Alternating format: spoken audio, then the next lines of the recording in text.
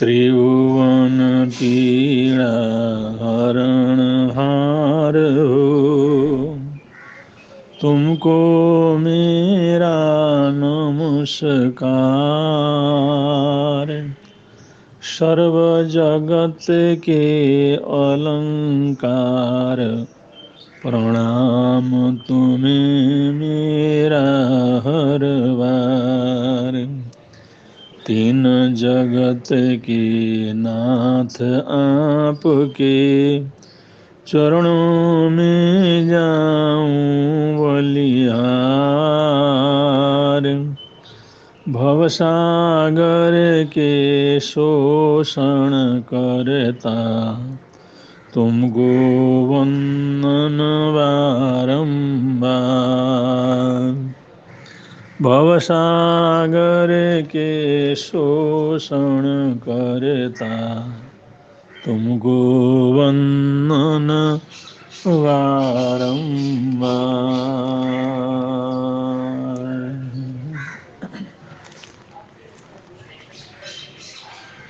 भारतीय स्वतंत्रता के आंदोलन में बहुत लोग शरीक हुए, अपने अपने हैसियत से, अपनी अपनी योग्यता के अनुसार, अपने अपने जज्बा के अनुसार हजारों लाखों लोगों ने इस स्वतंत्रता के आंदोलन को आगे बढ़ाया। क्योंकि ये सामूहिक आंदोलन एक करोड़ों लोगों के मन के अंदर जज्बा पैदा करना कोई एक आदमी के बस की बात नहीं होती।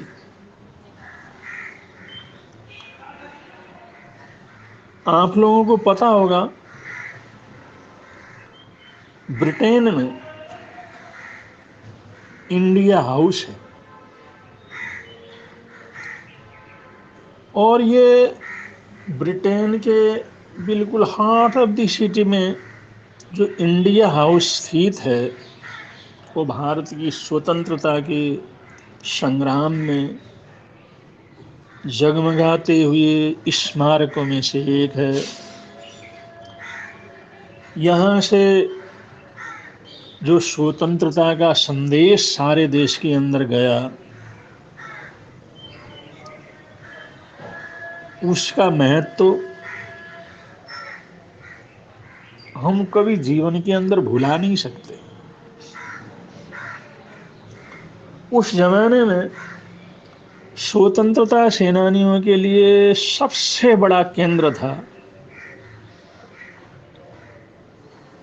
इंडिया हाउस, ब्रिटेन का इंडिया हाउस, और ब्रिटिश सरकार के लिए सिर दर्द था।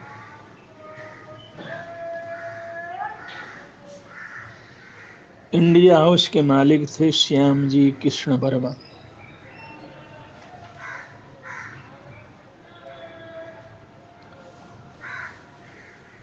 इंडिया हाउस की कहानी श्यामजी कृष्ण वर्मा से जुड़ी हुई है।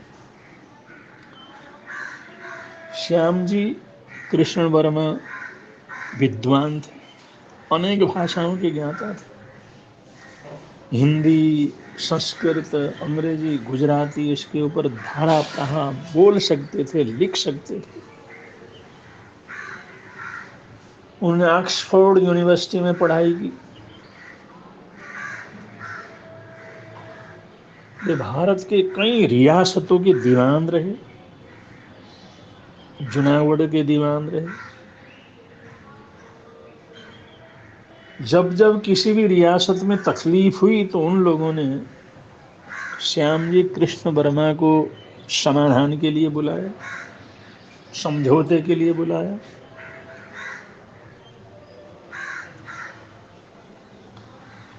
जूनागढ़ में जब वे दीवान थे, उस समय अंग्रेज रेजिमेंट के साथ उनका मतभेद हुआ, उनका झगड़ा हुआ। उनकी जो नीयत थी वो श्यामजी कृष्ण वर्मा को अच्छी नहीं लगी।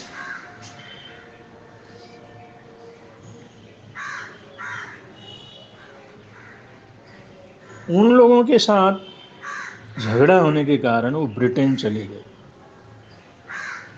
उनके पास तत्कालीन समय के जितने भी संसाधन हो सकते थे सब थे।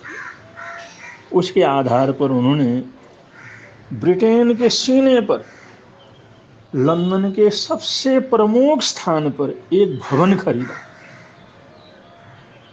उस भवन का एड्रेस था 65 हाईगेट क्रॉम्वेल एवेन्यू, नॉर्थ लंदन। इस भवन का उद्घाटन 1 जुलाई 1905 को हेनरी हेडमैन द्वारा किया गया। इस ऐतिहासिक क्षण के अवसर के साक्षी दादा भाई नौरोजी और मैडम कामा भी बने। तो श्यामजी कृष्ण वर्मा ने अंग्रेजों के मनसूबों को तोड़ने के लिए, उनका जो देश को पूरी तरह से गुलाम बनाने का लक्ष्य था, उसको भांपने के बाद उसका इलाज के लिए, उन मनसूबों को तोड़ने के लिए उन्होंने इंडिया हाउस की स्थापना की।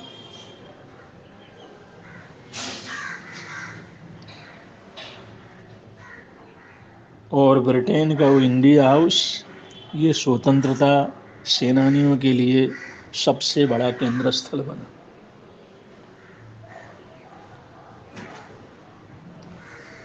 भारत के स्वतंत्रता आंदोलन की जो गूंज है वो इंडिया हाउस से ही जो है निकली विदेशों के अंदर।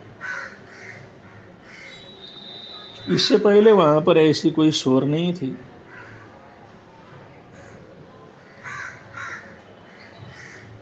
ब्रिटेन में तब तक भारत के होम रूल की बात नहीं की जाती थी। इसी श्यामजी कृष्ण वर्मा ने मैडम कामा के साथ मिलकर होम रूल सोसाइटी बनाई। होम रूल सोसाइटी देश के अंदर अन्याय अत्याचार का विरोध करने के लिए,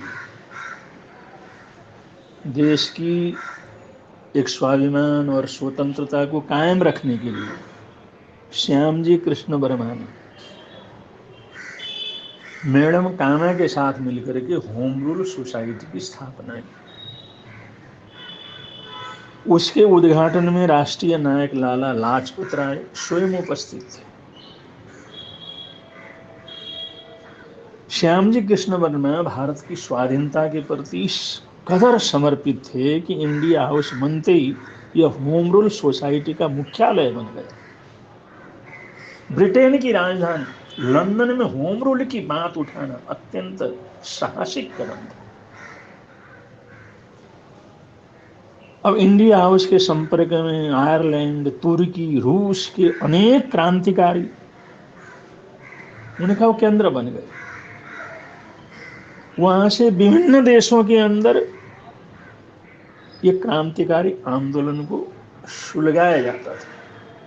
पारस्परिक सहायता वहां से होता था।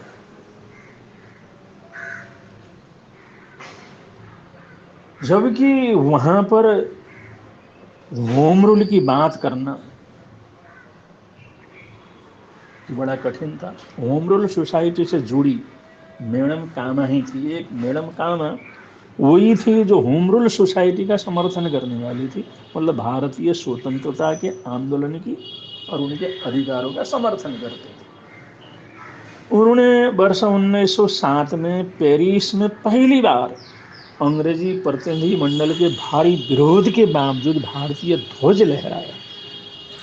होम रूल सोसाइटी का मुख्यालय बनते ही इंडिया हाउस पूरी दुनिया में चर्चा में आ गया।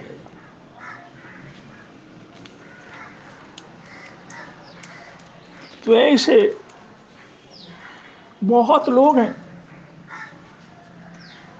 जिन्होंने देश स्वतंत्रता के लिए काम किया।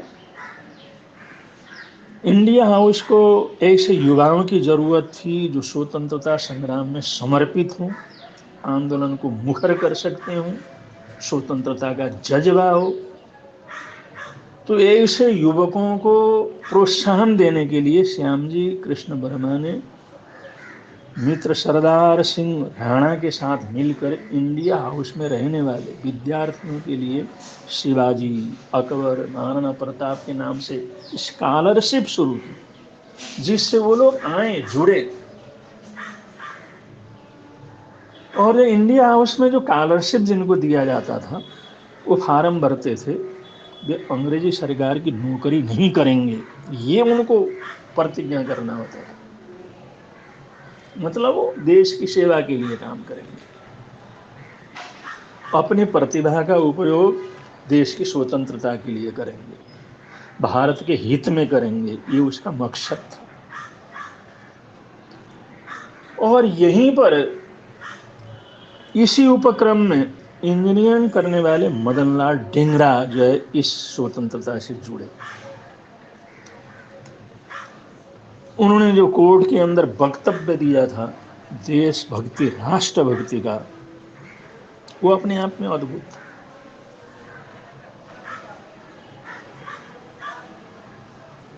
और विनायक सावरकर वो इंडिया हाउस के केंद्र में थे, वहां से जो संचालन होता था, केंद्रीय रूप से संचालन वो विनायक सावरकर करते थे।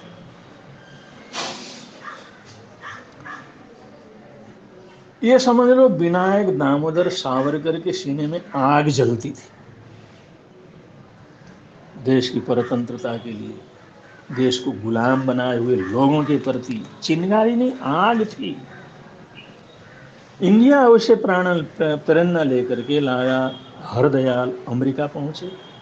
उन्होंने भारतीयों को संगठन करके गदर पार्टी को बनाया। गदर पार्टी के माध्यम से उन्होंने क्रांतिकारी आंदोलन चलाया, और ये सारी प्रेरणा विनायक दामोदर सावरकर की थी। सावरकर के नेतृत्व में इंडिया हाउस आक्रामक, स्वाधीनता के मत वाले साहसिक युवकों के लिए केंद्र बन गया था। वो बुलंद आवाज वहां से निकलती थी, वहां पर नियमित बैठकें होती थी।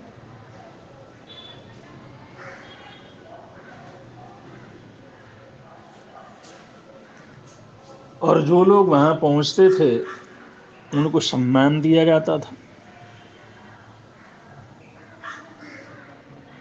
तो ऐसे इंडिया हाउस का अपना महत्व था।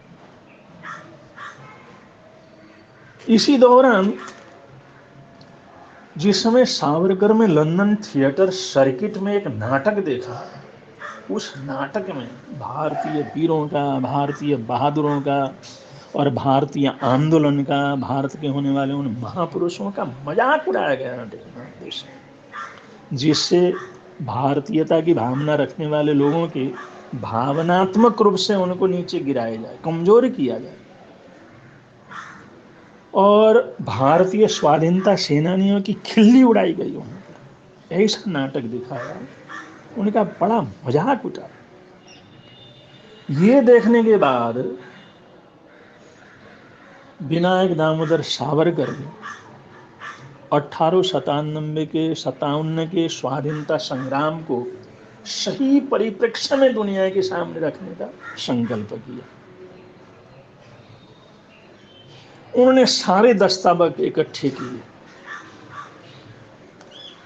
वो दस्तावेजों की सारी सच्चाई उन्होंने इकट्ठे की,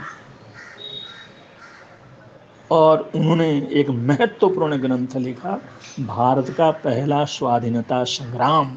ये पुस्तक लिखा।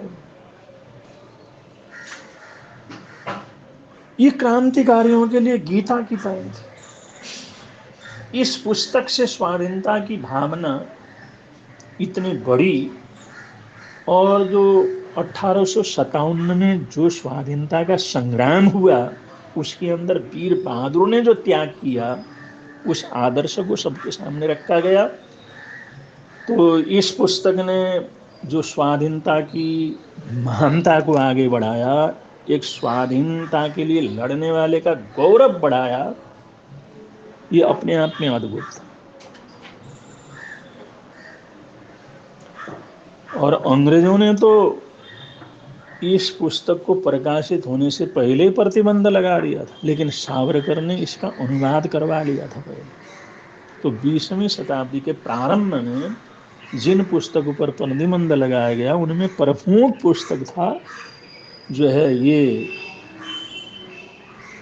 भारत का पहला स्वाधीनता संग्राम, और इसको सबसे ज्यादा लोगों ने पढ़ा क्योंकि प्रतिबंधित तो था लेकिन उसको अनुवाद करके छपा दिया गया था।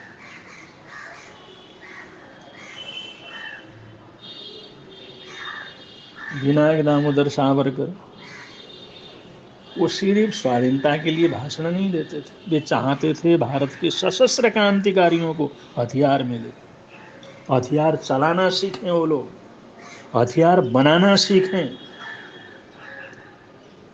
और उन्हें ये प्रेरणा दी और उनके ऊपर इन्हीं बातों को लेकर के मुकदमा चलाया गया। उनमें प्रमुख आरोप था इन्होंने भारत के अंदर पिस्तौल को भेजा, पिस्तौलें भेजी, स्वतंत्रता सेनानियों को इन्होंने शस्त्र दिया, ये सबसे बड़ा उनके ऊपर आरोप था।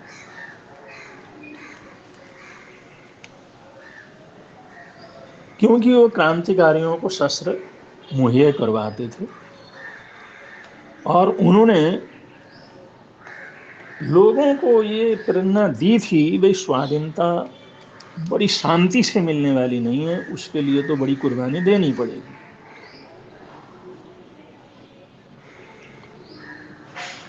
और उन्होंने स्वाधीनता संग्राम के लिए हथियार मुहैया करवाए, हथियार बनाने में सहयोग दिया, यही कारण था। जो शांतिपूर्ण ढंग से जो चलने वाले लोग थे उनके दिमाग में सावरकर खटकते थे, उनको ऐसा लगता था ये गलत रास्ता है। लेकिन सावरकर ने देखा था हम इतने लंबे समय से गुलामी के अंदर हैं और ये हमारे को पुरस्कार के रूप में कोई स्वतंत्रता देने वाले नहीं हैं, इसके लिए तो लड़ना पड़ेगा। तो इन्हीं कार्यों को करने के कारण, पर्दे के पीछे से इतना बड़ा आंदोलन चलाने के कारण से, इन्हीं आरोपों के आधार पर विनायक दामोदर सावरकर को काला पानी की सजा हुई। 1909 में कर्जन बियाली की हत्या कर दी गई। लंदन के कैक्सटन हॉल में ही उनकी हत्या करना तो चर्चा में आया ही, परंतु हत्या के बाद मदनलाल ढींगरा द्वारा अपनी जान बचाने की कोई कोशिश न करना या सार्वजनिक रूप से ब्रिटिश सरकार इसके भारत में मनुष्य पर प्रश्न चिन्ह उठाया, ये ऐसी घटनाएं थी। इन घटनाओं ने वहां पर बैठ करके अंग्रेजों के दिमाग को दहलाया।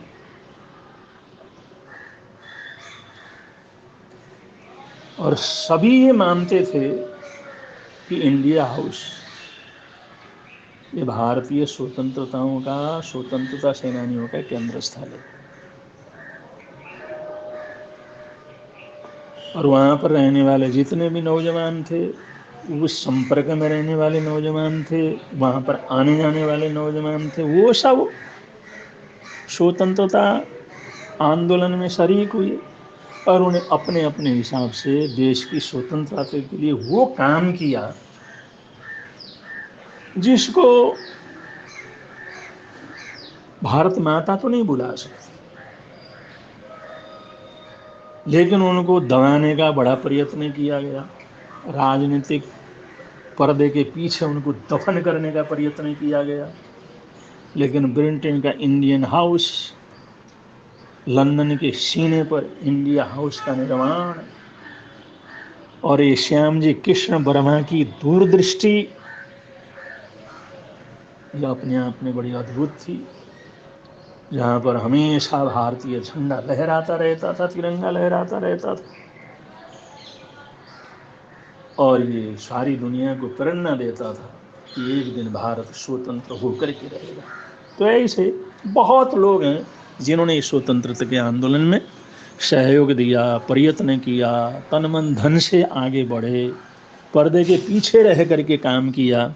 उन सभी स्वतंत्रता सेनानियों को देशभक्तों को, भारत माता के सपूतों को हम पूरा देश की जनता सलाम करते हैं और उनका जज्बा हमारे अंदर भी पैदा हो, हमारे देश के भाई बहनों के अंदर पैदा हो, राष्ट्रभक्ति की भावना पनपे।